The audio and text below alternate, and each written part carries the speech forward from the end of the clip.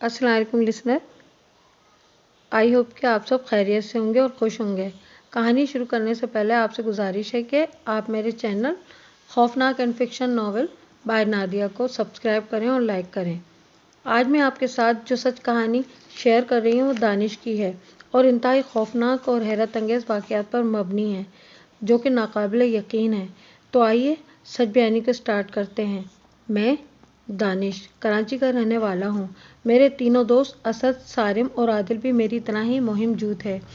हमने इकट्ठे ही स्कूल से लेकर कॉलेज और यूनिवर्सिटी तक तालीम हासिल की थी और हमारी दोस्ती एक मिसाली दोस्ती थी और हम चारों जहाँ भी जाते इकट्ठे जाते थे। चारों का ताल्लुक मुतवस्सित घरानों से था। हमारे पास अल्लाह का दिया बहुत कुछ था। हम सब अपनी दुनिया में घर वालों के साथ मगन थे। एक रोज़ हम चारों एक होटल में बैठे खुशगप्पियों में मसरूफ़ थे। असद बोला, यार तुम सबको पता है सवात में एक वादी है जिसका नाम नीलम है और वो बहुत खूबसूरत है। वो पहाड़ों के दरमियान है। वहाँ पर एक बहुत खूबसूरत महल है जो कि सदियों से वो महल बंद है। वहाँ कोई नहीं जाता है वहाँ पर। सारिम बोला, हाँ यार मैंने भी सुना है इसके बारे में। वो जगह है तो बहुत दिलकश। मैंने ये भी सुना है कि वहाँ पर चांद की हर 14 तारीख को आसमान से खूबसूरत परियाँ उतरती हैं और एक बुत के सामने रक्स करती हैं। आदिल बोला, पिछली दफ़ा जब हम मुहिम पर गए थे तो वहाँ क्या हुआ था? वहाँ से हमें भागना पड़ा था। मैंने मुस्कुराते हुए कहा, यार वहाँ का चौकीदार इतना खौफनाक था कि सब डर कर भाग गए थे, मगर वो बंगला था बहुत खूबसूरत। असद बोला, भाई इस बार हम सब सवात चलते हैं इन खूबसूरत परियों को देखने। दानिश बोला, ठीक है। तो इस बार सब सवात जा रहे हैं सैर व तफरी करने और परियों का रक्स देखने के लिए। हम सब दोस्तों ने याहू का नारा लगाया। हम लोग मुकर्रर वक्त पर सवात पहुंच गए। फिर टैक्सी के ज़रिए वादी नीलम की तरफ रवाना हो गए। शायद मौत इनको अपनी तरफ बुला रही थी। जिस सफ़र को हम खूबसूरत कह रहे थे वो सफ़र इनकी ज़िंदगी को खूबसूरती को इनसे जुदा करने वाला था। इस बात का अंदाज़ा किसी को भी न था। हमने वादी नीलम की तरफ सफ़र जारी रखा। रास्ते में हमने एक होटल से खाना खाया। जब हम खाना खा रहे थे तो अचानक दानिश की नज़र यानी मेरी एक फ़कीर पर पड़ी जो कि हमको बड़ी अजीब नज़रों से देख रहा था। मैंने सोचा शायद वो भूखा है और उसके पास खाने की प्लेट लेकर गया और बोला, बाबा ये लो खाना। फ़कीर ने अजीब पुरस्कार अंदाज में कहा, तुम में से एक की मौत लिख दी गई है। तुम लोग जो कर रहे हो वो अच्छा नहीं कर रहे, बहुत नुकसान उठाओगे। ये सिलसिला अगर चला तो सब पर कहर बनकर नाजिल होगा, कोई नहीं बचेगा। ये कहकर फ़कीर वहाँ से चला गया। मैंने एक लम्हे सोचा, फिर ये सोचकर वापस आ गया कि लगता है फ़कीर पागल हो गया है जो इस साइंसी दौर में इस तरह की बातें कर रहा है। होटल में आया और खाने की मेज़ पर बैठ गया। सारिम ने पूछा, दानिश फ़कीर ने तुमसे खाना क्यों नहीं लिया? मैंने कहा, पता नहीं यार, बड़ा अजीब फ़कीर था। और फ़कीर की बातें अपने दोस्तों को बता दी जो फ़कीर ने मुझसे कही थी। असद बोला, यार इस जदीद दौर में इस तरह की बातें फजूल हैं, छोड़ो इन बातों को। आदिल बोला, यार खाना खाओ, खाना ठंडा हो रहा है। खाना खाने के बाद हम चारों बिल अदा करने के बाद टैक्सी में बैठकर अपनी मंजिल की तरफ रवाना हो गए। शाम के तकरीबन 5 बज गए थे। सर्दियों के दिन थे। सूरज अपनी खूबसूरत किरणों के साथ गुरूब हो रहा था। हम चारों खुशगप्पियों में मसरूफ़ थे, आने वाले तूफ़ान से बेखबर जो कि हमारी हंसती मुस्कुराती ज़िंदगियों को बर्बाद करके रख देने वाला था। सूरज गुरूब होने के करीब था। वादी नीलम बहुत खूबसूरत लग रही थी। हम इस वादी में 2 दिन रहने का सोच रहे थे क्योंकि 2 दिन बाद चांद की 14 तारीख थी। एक शख्स इनके करीब से गुजरा तो मैंने कहा, भाई बात सुनना ज़रा। वो शख्स रुका और हमारी तरफ देखने लगा। मैंने कहा, क्या यहाँ किराए पर कोई घर मिल सकता है कुछ दिन के वास्ते? वो शख्स बोला, जी आइए। वो शख्स हमें एक गली में ले गया। वहाँ पर एक छोटा सा घर था। ये उस शख्स का घर था। वो और उसकी बेटी इस घर में रहते थे। कुछ अर्से पहले इसकी बीवी की वफ़ात हो गई थी। हम चारों बहुत थक गए थे। हम आराम करने चले गए। कमरे में अगले दिन इस शख्स जिसका नाम आफताब खान था उसने हमको सारी वादी दिखाई और इस वादी के बारे में भी बताया कि लोग सूरज की पूजा करते थे। चांद की 14 तारीख को हम वादी की सबसे नौजवान और ख़ूबसूरत लड़की को महल में छोड़कर आते थे जहाँ पर बुत मौजूद होता था। फिर आफताब ने बताया कि सूरज देवता इस लड़की के साथ शादी करके इसको अपने साथ ले जाता है। इस साल हमारी फसल और फल वगैरह अच्छे होते हैं और बारिश भी होती है। جس سال ہم کسی لڑکی کو دلہن بنا کر محل میں نہیں چھوڑتے تو اس سال نہ تو فصل ہوتی ہے اور نہ ہی کوئی میوہ جات وغیرہ اور نہ ہی بارش ہوتی ہے۔ میں نے کہا ہم مسلمان ہیں، ہمارے مذہب میں ایسا کچھ بھی نہیں، ہم ان باتوں کو نہیں مانتے۔ اسد بھی بولا ان لوگوں کے خیالات کتنے پرانے ہیں۔ آفتاب بولا میں بھی یقین نہیں کرتا ان باتوں پر، میں اور میری بیٹی نور العین مسلمان ہیں۔ عادل بولا آفتاب بھائی ہم وہ محل دیکھنا چاہتے ہیں۔ تو آفتاب بولا نہیں تم لوگ وہاں مت جانا، وہاں جان کو خطرہ ہو سکتا ہے، آج تک وہاں کوئی نہیں گیا۔ چاند کی 14 تاریخ کو ہم اس لڑکی کو لے کر محل کے گیٹ تک جاتے ضرور ہیں، اور جب وہ لڑکی محل کے اندر چلی جاتی ہے تو ہم گیٹ بند کر کے فوراً آ جاتے ہیں وادی میں دوبارہ۔ کسی نے آج تک اس محل کے اندر جانے کی ہمت نہیں کی۔ ہم چاروں سوچ رہے تھے کہ ہم اس محل میں ضرور جائیں گے اور پتہ کریں گے کہ آخر وہ لڑکی جاتی کہاں ہے اور پریاں رقص کیوں کرتی ہیں بت کے سامنے۔ اگلے دن وادی میں ہر ایک نے خوبصورت لباس زیبتن کیا ہوا تھا۔ پھر ایک خوبصورت لڑکی جس کو انہوں نے دلہن کا لباس پہنایا ہوا تھا وہ آگے آگے چلتی جا رہی تھی اور اس کے پیچھے اس کے والدین اور پھر وادی کے دوسرے لوگ تھے۔ ہم چاروں بھی ان لوگوں میں شامل ہو گئے۔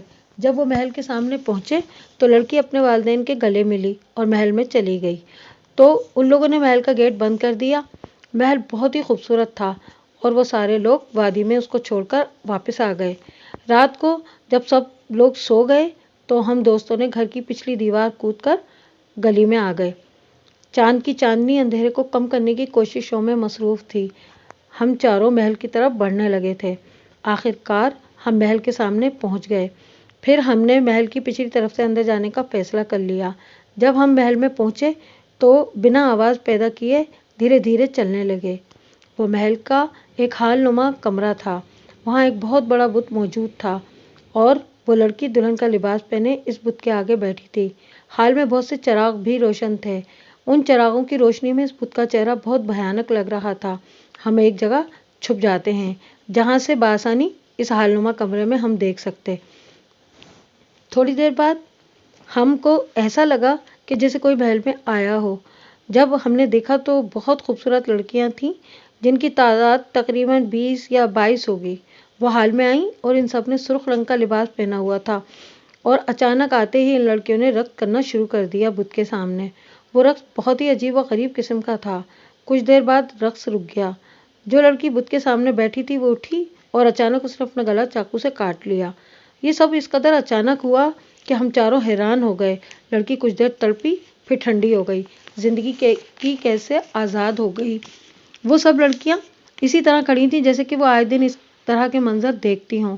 ان میں سے ایک لڑکی چلتی ہوئی اس مردہ لڑکی کی طرف آئی اور اس کے پاس بیٹھ کر اس کی گردن اٹھا کر ایک برتن میں اس کا خون بھرنے لگی۔ وہ منظر اس قدر خوفناک لگ رہا تھا کہ ہم بے ہوش ہونے کے قریب ہو گئے۔ پھر وہ لڑکی اٹھی اور سارا خون بت کے چہرے پہ ڈال دیا تو بت کا چہرہ اور بھی بھیانک ہو گیا۔ پھر وہ خوبصورت لڑکیاں رقص کرنے لگیں۔ ابھی تھوڑی ہی دیر گزری تھی کہ وہ لڑکی جو زندگی کی قید سے آزادی حاصل کر چکی تھی اس میں حرکت ہوئی اور وہ اٹھ کر بیٹھ گئی۔ یہ منظر دیکھ کر ہم چاروں دوستوں کے ہوش اڑ گئے۔ وہ لڑکی اب ان خوبصورت لڑکیوں میں شامل ہو گئی۔ ایک لڑکی نے ہم چاروں کو دیکھ لیا تھا، وہ ہماری طرف بڑھ رہی تھی۔ ہمیں کچھ سمجھ نہ آیا کہ کیا کریں۔ ہم وہاں سے بھاگنے ہی لگے تھے کہ اس لڑکی نے اسد کو پکڑ لیا۔ سب نے پوری قوت لگا دی لیکن وہ سب اتنی طاقتور تھیں کہ ہم ان کے مقابلے میں کچھ بھی نہیں تھے۔ ہم رونے لگے۔ اسد بولا جاؤ تم لوگ۔ میں نے کہا نہیں جائیں گے تم کو چھوڑ کر۔ اسد نے کہا تم لوگوں کو میری دوستی کی قسم، اور ہم کو دھکا دیتے ہوئے بولا جاؤ۔ عادل، میں اور صارم وہاں سے بھاگنے پر مجبور ہو گئے۔ جب ہم محل سے باہر نکلے تو ہمارے پیچھے اسد کی چیخیں سنائی دے رہی تھیں۔ ہم رونے لگ جاتے ہیں اور اس وقت کو کوستے ہیں کہ جب ہم نے یہاں آنے کا پروگرام بنایا تھا، شاید ہم یہاں نہ آتے تو ہمارا دوست آج ہمارے ساتھ ہوتا۔ یہ تو موت کے سفر کی شروعات تھی۔ ہم نے اس راز کو جاننے کی کوشش کی تھی جو کہ صدیوں تک کوئی نہ جان سکا تھا۔ ہم بھاگتے بھاگتے گھر آ گئے اور کمرے میں آ کر پھوٹ پھوٹ کر رونے لگے کیونکہ ہم نے اپنا پیارا دوست کھو دیا تھا جس کا ساری عمر ہم کو افسوس رہنا تھا۔ روتے روتے پتہ نہیں کب ہماری آنکھ لگ گئی۔ آسمان پر تارے بھی شاید ہمارے دوست کی موت کا افسوس کر رہے تھے۔ آہستہ آہستہ رات اجالے کی طرف بڑھ رہی تھی۔ اگلے دن ہم سامان پیک کر کے اور روانہ ہونے کے لیے کمرے سے باہر آتے ہیں تو آفتاب بولا آئیں ناشتہ کر لیں۔ صارم بولا آفتاب بھائی ہم جا رہے ہیں یہاں سے، یہ کہہ کر ہم لوگ گھر سے باہر نکل جاتے ہیں۔ جلد ہی ہمیں بس مل گئی اور ہم اس میں سوار ہو گئے، لیکن آدھے راستے میں ہی ہماری بس خراب ہو گئی۔ سارے مسافر وہاں بیٹھ جاتے ہیں کیونکہ ان کو تو کوئی جلدی نہیں تھی، لیکن ہم جلد سے جلد اس وادی سے نکلنا چاہتے تھے، اس لیے ہم پیدل ہی نکل جاتے ہیں۔ اچانک ہمیں ایسا لگتا ہے کہ ہم راستہ بھول چکے ہیں اور بھٹک کر جنگل کی سمت نکل آئے ہیں۔ وہاں بڑے بڑے اور پراسرار قسم کے درخت تھے جن کی لمبی لمبی ٹہنیاں جھول رہی تھیں۔ ایک دم ہمیں ایسا محسوس ہوا جیسے یہ ٹہنیاں ہماری طرف بڑھ رہی ہیں، اور اس سے پہلے کہ ہم بھاگتے یا سنبھلتے، ٹہنیاں لپکیں اور عادل اور صارم کو جکڑ کر اوپر کھینچ لیا اور وہ الٹے لٹکنے لگے۔ وہ خود کو چھڑانے کی جتنی کوشش کر رہے تھے اتنا ہی وہ شاخیں انہیں بری طرح جکڑ رہی تھیں، بھینچ رہی تھیں۔ آخرکار وہ بے دم سے ہو گئے۔ یہ منظر دیکھ کر میں خوف زدہ ہو گیا۔ صارم بولا، دانش بھاگو جلدی سے۔ عادل بولا، چلے جاؤ دانش یہاں سے، اور میں وہاں سے بھاگنے لگا، اور بھاگتے بھاگتے میں ایک دریا کے کنارے رک گیا اور سوچنے لگا کہ ان بلاؤں سے میری جان نہیں چھوٹے گی۔ میں خودکشی کرنے کے لیے دریا کی طرف بڑھنے لگا اور دل میں یہ سوچتا ہوا بھاگ رہا تھا کہ موت ہی شاید اس راز کو برقرار رکھ سکتی ہے۔ اچانک مجھے وہ بزرگ فقیر نظر آتے ہیں جو مجھے پکارتے ہیں اور کہتے ہیں کہ تم ایک ہی صورت میں بچ سکتے ہو کہ تم اس وادی میں رہنے والی کسی لڑکی سے شادی کر لو اور ہمیشہ کے لیے اس وادی میں رہو، اور غلطی سے بھی اس راز کو کسی کو بتانا نہیں، ورنہ نقصان کے ذمہ دار تم خود ہوگے۔ یہ سن کر میں پریشان ہو گیا اور میں جان گیا تھا کہ یہ بلائیں اب مجھے کسی طرح بھی واپس نہیں جانے دیں گی اور مجھے یہ مار ہی ڈالیں گی۔ اگر مجھے زندہ رہنا ہے تو اس کی ایک ہی صورت ہے، اور وہ یہ کہ فقیر بابا کی بات پر عمل کیا جائے۔ سو میں واپس وادی کی طرف پلٹ گیا اور آفتاب کے گھر پہنچ گیا اور اسے سارا ماجرا کہہ سنایا کہ میں وہ راز جان چکا ہوں۔ اگر میں نے اس وادی کی کسی لڑکی سے شادی نہ کی تو میں بھی اپنے دوستوں کی طرح مارا جاؤں گا۔ آفتاب بولا، ٹھیک ہے، مگر یہاں تو کوئی مسلمان لڑکی ہے بھی نہیں۔ پھر آفتاب کو یاد آتا ہے کہ اس کی اپنی بیٹی نور العین بھی تو ہے، وہ بھی جوان ہو چکی ہے۔ اکثر وہ نور العین کے بارے میں سوچتا تھا کہ وہ اس کا بیاہ کس کے ساتھ کرے گا، یہاں تو مسلمان بھی نہیں ہیں۔ وہ یہی سب کہہ رہا تھا اور نور العین کی رضامندی حاصل کرنے کے لیے کمرے کے اندر چلا جاتا ہے اور کہتا ہے کہ میں اپنی بیٹی کی شادی تم سے کرنے کے لیے تیار ہوں، اور اس طرح میری شادی نور العین سے ہو جاتی ہے۔ اتنے ماہ و سال گزر چکے ہیں مگر یہ رسم اب بھی جاری ہے۔ ہمارے بچے بڑے ہو گئے، پھر ان کے بھی بچے ہو گئے، وہ راز اب بھی میرے سینے میں دفن ہے۔ ایک دن اچانک وہ محل زمین بوس ہو گیا تو اس وادی کے لوگوں نے وہاں پر ایک کمرہ بنا دیا، اس میں ایک بت رکھ دیا ہے اور لڑکی کو لے جا کر اس کمرے میں بند کر دیا جاتا ہے۔ پتہ نہیں وہ لڑکی اب بھی کہاں جاتی ہے، کہاں نہیں جاتی، یہ کوئی نہیں جانتا۔ یہ راز صرف ایک پوشیدہ راز بن کر رہ گیا ہے۔